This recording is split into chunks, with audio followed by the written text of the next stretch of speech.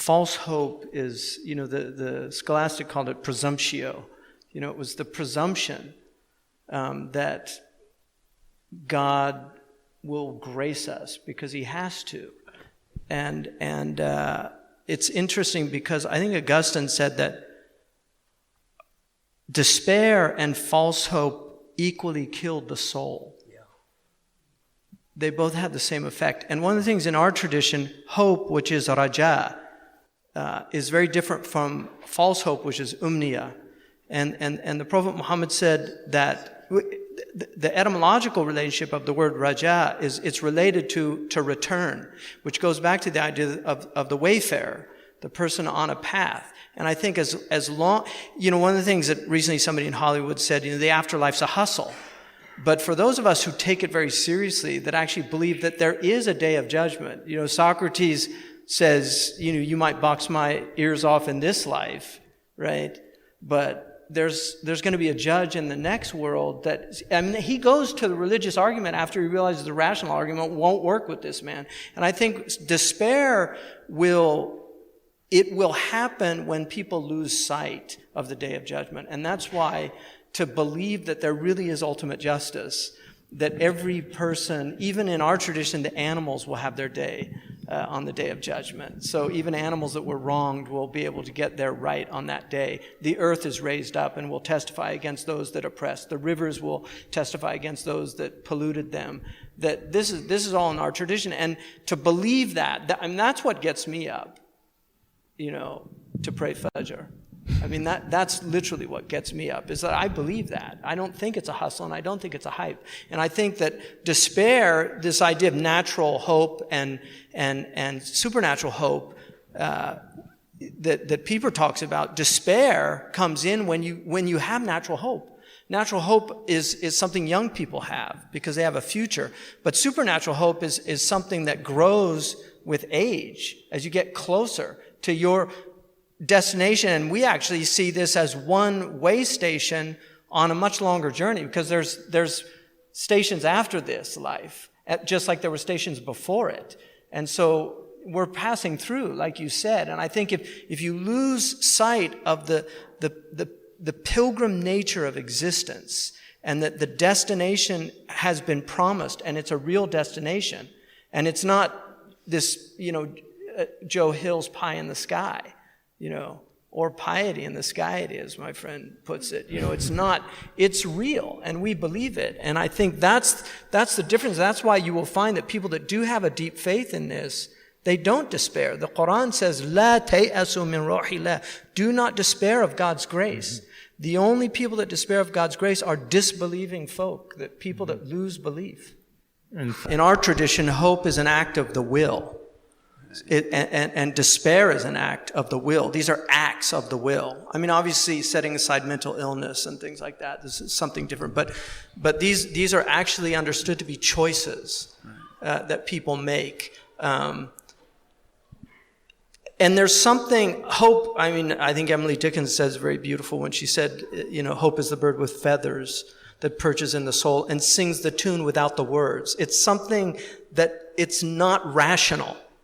It sings the tune without the words. It's not rational and never stops at all. And then she goes on to say, it's sweetest in the gale is heard. It's sweetest when the times are difficult, and foul must be the storm that could abash the little bird. What a wretched condition when it causes it abash here, like lose faith in it. So conditions that create despair are evil conditions. That's why I think the idea that we're dealing with radical evil is a very important concept. That this is something, because despair is evil. And to take that away from people consciously, to know what you're doing, I don't think there's any darker force. And in our tradition, Iblis is the one ablasa. He despaired. And that's why the demonic force, for those of us who believe in supernatural realms, there's nothing that delights the demonic force more than despair. Despair of a spouse from his or her spouse. is they exalt in it, and it creates a kind of excitement. And there's human beings that share in this, that people who have fallen into real malice. Because one of the things with these deadly sins, and I think a lot of what we're dealing with in this book is about deadly sins that we don't look at anymore. Deadly sins have daughters. Ghazali pointed this out, and Aquinas. And for instance, one of the daughters of greed is a lack of empathy. Right, you have to have that. When you become greedy, you lose sight of the suffering of other people. From our perspective, again, if you lose sight of the journey, right, that we're on a journey, and our hope is in the afterlife. If you put your hope in this world will betray you, because it's embedded in the very nature of the world to let you down. It was not designed, and that's the Marxian fallacy, that we can create heaven on earth. The world was not designed for heaven on earth, for people of faith who believe that it's beyond this. But we should do everything we can to mitigate the symptoms of the world that cause suffering and work towards that end. And that's why the Prophet Muhammad ﷺ, in the greatest testimony of hope, he said, if the end of time comes and you are planting a seedling, if you're able to finish planting it, and the meaning of that story is beautifully embodied in a story of Abu Yusuf on his deathbed, one of the great jurists in Islam, and he was learning a point of jurisprudence. And one of his students said, "You're on your deathbed. Why are you doing this?" He said, "I would rather meet God knowing this knowledge than being ignorant of it." And that's, I think, where real true hope is not hope in this world, because things can happen, things break down, things fall apart, the center cannot hold. All those things happen, and when they happen, you have to have the fortitude, the spiritual fortitude to deal with it. And in Baqarah, in 155, the Quran says, "We will test you with something of fear and hunger and loss of wealth and loss of life and loss of fruits. So give glad tidings to the patient ones." Why are they patient? Mm-hmm. Because they have hope that there's meaning in these tribulations. And once you remove meaning from people's lives, despair is the only answer. But my point is, there are a lot of people that are activists, mm-hmm, and people that are out there, that there's deeper pathologies working in those people. And if they're not doing spiritual work at the same time, then either they burn out, fall into despair, and very often they have. I mean, there's a great thing that I think it's Emerson talks about. These people shouting in Boston about the slavery in Barbados, and he said, and they treat their wives miserably. That there's a lot of people that have these concerns out there, but they're neglecting their children. They're neglecting their duties in front of them. And this is where sphere of concern and sphere of influence are very important. Those distinctions are very important. Mm-hmm. What can we actually change? Because I always want to hear, tell me what to do.